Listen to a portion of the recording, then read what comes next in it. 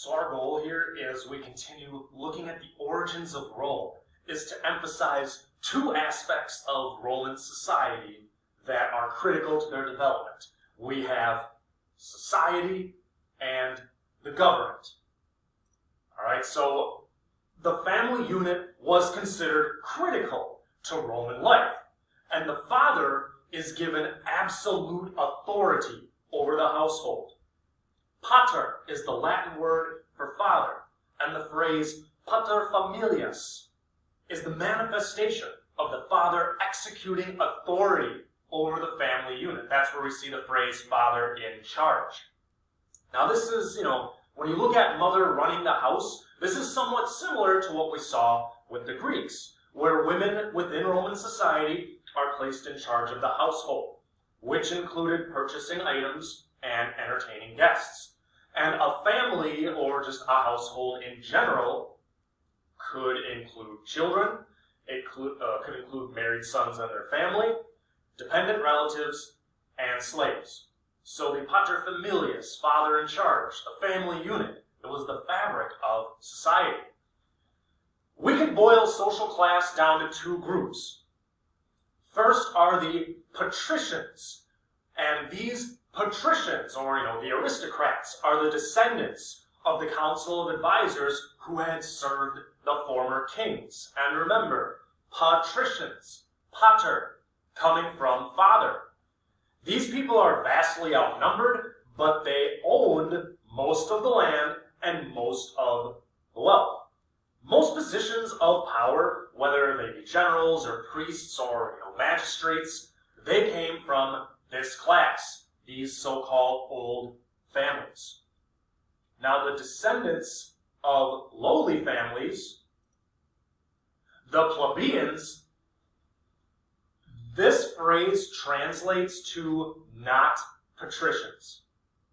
That's what it actually means, not patricians. So plebeians are the rest. And again, they either came from lowly families or they were conquered people living in the city itself. There were clear tensions between patricians and plebeians.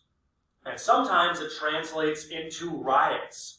Riots were one of the few methods that the plebeians had to get the upper classes to listen.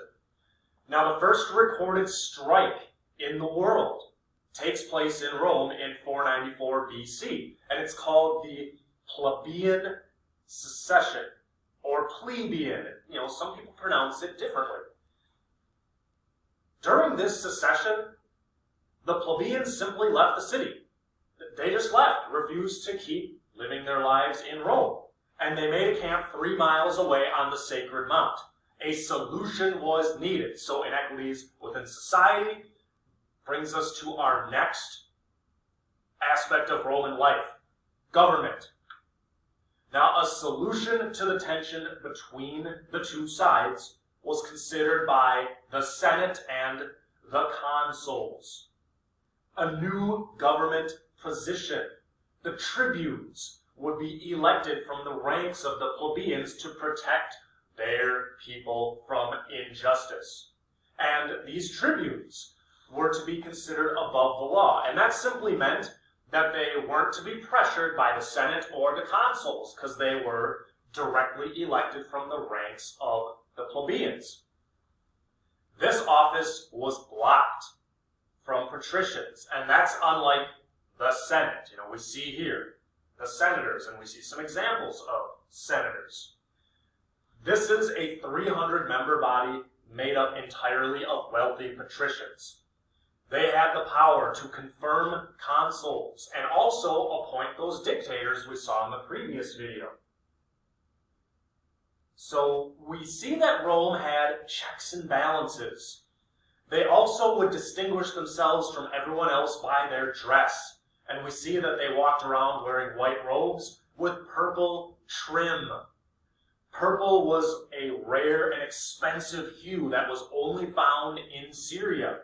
And so for the rest of Rome's existence, even extending into the Eastern Byzantine Empire, to be in the purple was to be royal, or at least very well off. And that's why purple has this connotation and connection to royalty. Now, the continued jockeying for power between the two sides led to a need to write laws down, since society is getting to a point where it's growing too large to just orally transmit laws. You know, the Romans had been much like the Spartans, where it was just oral transmission of laws. That can't occur anymore. Representatives came back from Athens, and they spoke of the laws of Solon. And his laws had been written down. They wrote laws down in Athens to reduce tension between the wealthy and the rest. So in 450 BC, 10 lawmakers were tasked with running the government, but also with writing down the laws with which to govern Rome. The laws were then presented to the people for a public discussion, and they were finalized into what was known as the 12 tables. So you can think of them as 12 tablets. Each law was written out, engraved in wood, and set in the forum. The forum in Rome is like the Greek agora. It was the marketplace, it was the gathering place, and it was placed there for all to see.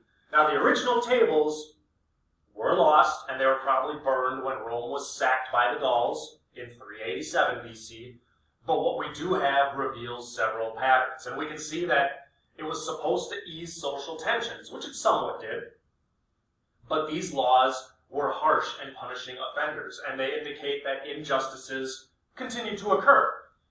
For example, meetings in the city are banned at night because patricians feared that the plebes, that's short for plebeians, the plebes would plot against them. Marriage between the classes was originally forbidden. 5 years later they repealed it, but originally it was forbidden. Now, the sheer act of writing these laws down for all to see did allow Rome to focus on external threats instead of internal ones. And this trend, this shift to law and order, gives us the defining idea of Rome. SPQR. Senatus Populus Romanus. And it translates to what you see here, the Roman Senate and the people.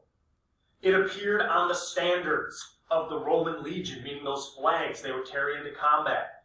And it's a focal point for the Roman Republic. It's a reminder of what really matters, the Senate and the people. Even after the Republic became more of an empire, Rome always wanted to preserve that appearance of true sovereignty as resting with the citizens. So we have the development of society with the paterfamilias, divisions between patricians and plebeians. The 12 tables are meant to ease tensions, which they somewhat did, but we do see that SPQR remains a constant throughout all of Rome's existence.